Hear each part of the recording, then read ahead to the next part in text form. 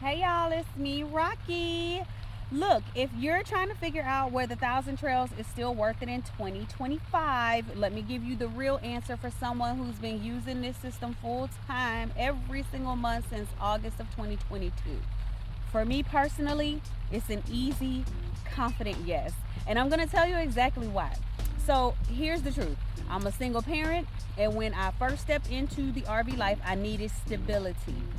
I needed safety. I needed a way to keep a roof over my kids' heads without drowning in rent or mortgage payments.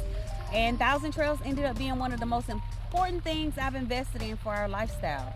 With the membership I have, which is the adventure grandfathered in lifetime version, my housing costs have dropped to literally a few $1,000s a year. That's it. And if you've ever been on the edge financially, or you've ever struggled trying to keep stable housing for your family, then you know how huge that is. That alone makes it worth it for me.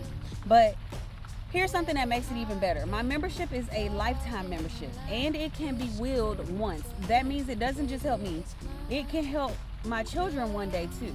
That's generational stability, and not a lot of programs in the RV world can offer that kind of long-term security, especially nowadays. Now, let's talk about the actual experience. And I'm going to be honest with you because the internet doesn't need another sugar-coated review. One thing Thousand Trails does really well is location variety.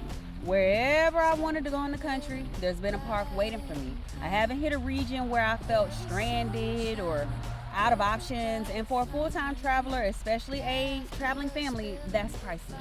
Knowing we always have a safe, familiar place to land every month brings a level of peace that you just can't put a price on. But of course, there's the other side. One thing Thousand Trails does not do consistently is the upkeep, and that's just the truth. You might pull into one park and feel like you're at a little family resort with a nice pool, clean facilities, updated spaces, everything manicured. And the next park might feel a little tired, a little run down. Maybe the roads need work, maybe the playground needs some love. It's inconsistent, and if you go into Thousand Trails expecting luxury resort experience every single time, you're going to be disappointed. That's just not what this system is. What it is a network, and it lets you live comfortably and affordably while you travel. And for me, that trade-off has always been worth it, okay? I've been living in these parks full-time for years now. My kids play here, we work, we live real life inside of this membership. And the longer I do it, the more confident I feel saying that Thousand Trails is still worth it, especially in 2025. But only if you're the kind of person who's actually going to use it, right? It's worth it if you're someone who travels often. It's worth it if you're trying to reduce your housing costs.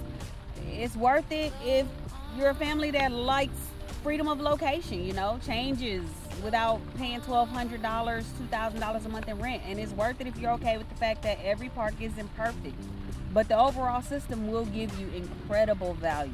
So when people ask me, is Thousand Trails still worth it this year? This is my answer. If you're using it correctly and consistently, absolutely. For someone in my position, it's changed my life. And for a single parent traveling with kids, having this level of financial and housing stability, I wouldn't trade it for anything.